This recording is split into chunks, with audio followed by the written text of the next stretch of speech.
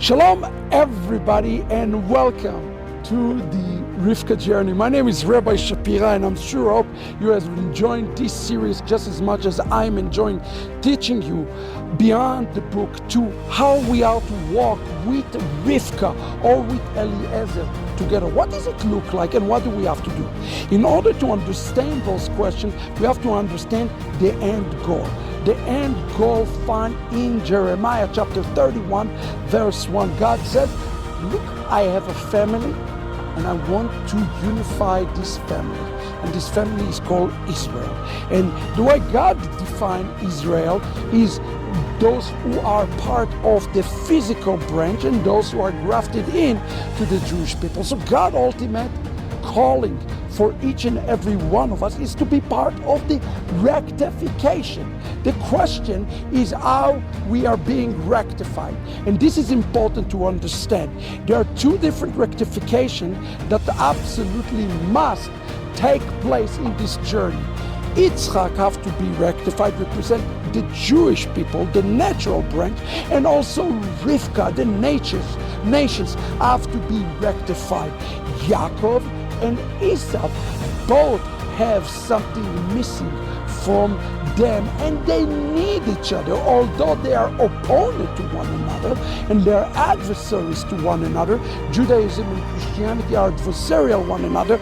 You have to understand that Judaism cannot reach its full capacity, its full potential, unless it recognizes something that is found inside Christianity and vice versa. Christianity cannot fulfill its fullness and its full potential unless it's received something very valuable from the Jewish people.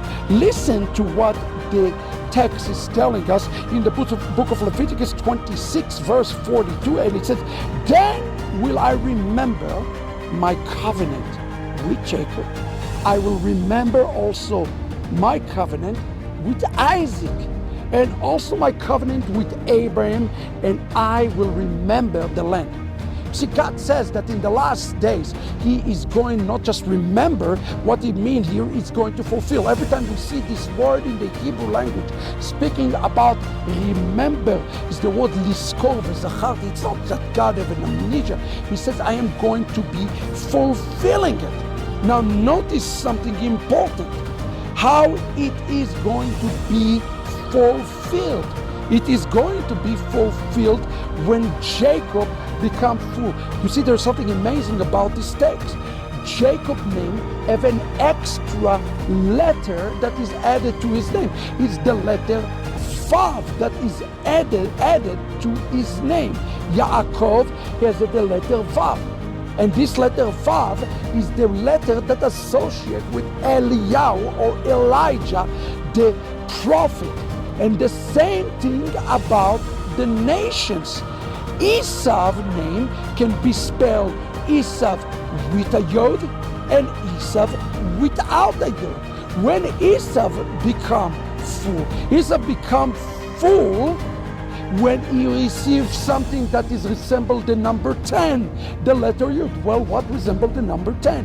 The thing that resembled the number 10, beloved, is the 10 commandments.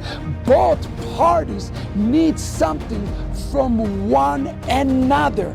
You see, and it says here in the book in page 109, Elijah the prophet will not return until Jacob prepare the way for the coming of the Messiah, until he is ready to attain the Vav. And prepare the way, he means prepare the family by unifying the heavens and the earth and unifying the remnant of Esau with Israel. The powerful and unique calling of the Jewish people is to restore the Eden dormant Vav. This Eden dormant Vav, and the Eden dormant Vav is what the Jewish people need to restore. And how do they do it? By returning them to Yeshua. Esav is the same letters as the word Yeshua. What is missing? The letter Yod. Returning to the covenant, to returning to the promises, remembering, returning to the blessings.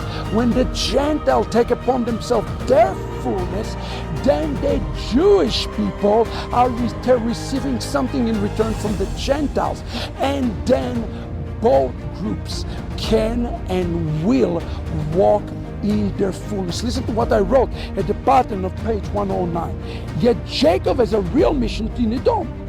Could it be that the birth of Christianity 2,000 years ago signaled a great commission on obtaining the missing valve from Christianity to rectify it? The final stage of redemption and the Messiah coming will occur when Jacob fulfilled his calling to obtain what the prophet Isaiah told us, the treasure out of darkness. It says that in the book of Exodus chapter 13, it says that the remnant went out of Egypt. They were this mixed multitude. They were armed.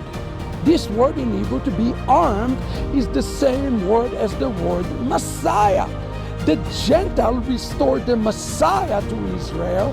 Israel restored the Torah to the Gentiles. Both sides get fulfilled and get full, and in that we can enter into the banquet. What an amazing responsibility we have toward one another.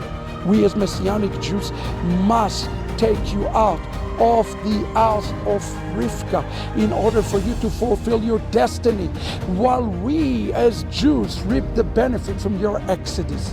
It's not a win or a lose. We all win together or lose together. So let us focus today on each other's fullness. And for us Jews, we should rejoice when you come out. And for you Gentiles, you should rejoice when you recognize the full and authentic Yeshua. Not the one that is found in Christianity, the one who walked and lived according to Torah 2,000 years ago. Time to take the journey. Friends, read the book, spread the word, leave your comments.